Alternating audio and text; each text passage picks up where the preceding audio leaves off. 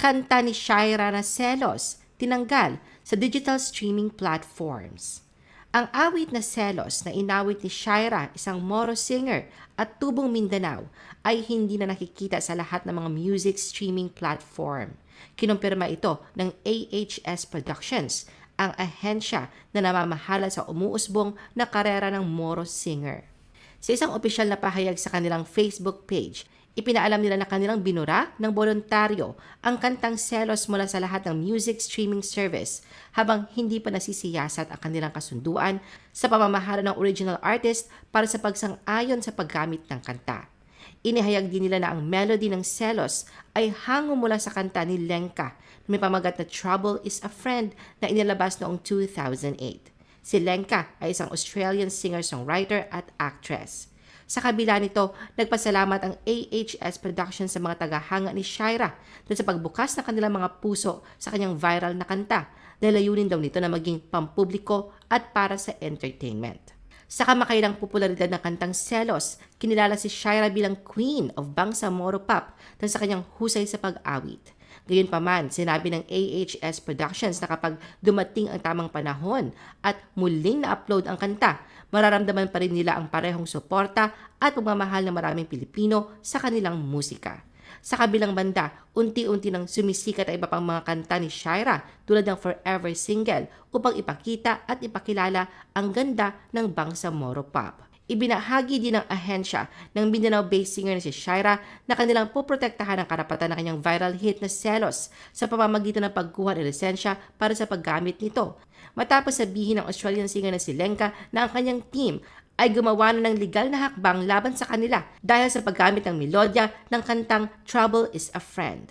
Kinumpirma ito ni Lenka bilang tugon sa isang mensahe sa nagpuna sa kanya hinggil sa pag-angkin ni Shaira sa kanyang awit at pagkakakitaan mula dito, tulad na nakita sa comment section ng Instagram post noong March 8.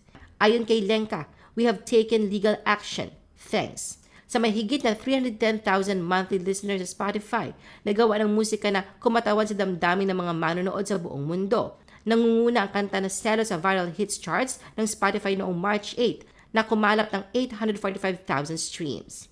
Nagbigay din ng simula ang kanta sa isang viral TikTok dance craze na nakakuha ng worldwide attention na may higit sa 511,000 na mga entry sa ilalim ng kanyang audio.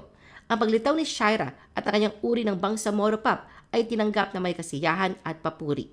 Pinuri ng mga tagahanga ang kanyang tapat na paraan sa pag-ibig at relasyon tulad sa mga kanta tulad ng Forever Single kung saan siya ay umaawit ng tungkol sa buhay na bilang single.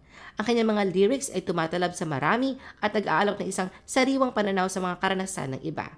Sa kabila ng kanyang husay sa mga lyrics, ang boses ni Shaira ay nakakaakit sa mga manunood na malinaw sa kanyang nakakaantig sa puso ng mga live performances. Ang kanyang pagiging totoo at likas na talento ay nagpahanga sa kanya sa mga tagahanga at kritiko na nagbubukas ng daan para sa tinatawag na bagong wave ng musika, ang B-pop or Bangsamoro Pop.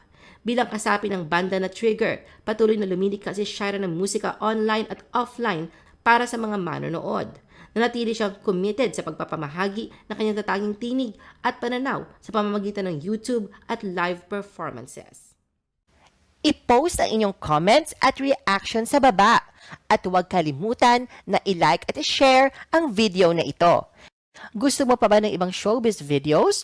Panoorin ang aming iba pang top viewed videos. Para sa aming mga YouTube viewers, pumunta lang sa description ng video na ito o i-click ang link sa itaas ng screen. Para naman sa mga Facebook viewers, ay maaari ninyong hanapin ang mga link sa comment section ng video. I-follow nyo din kami sa Facebook at mag-subscribe sa aming YouTube channel. Thanks for watching!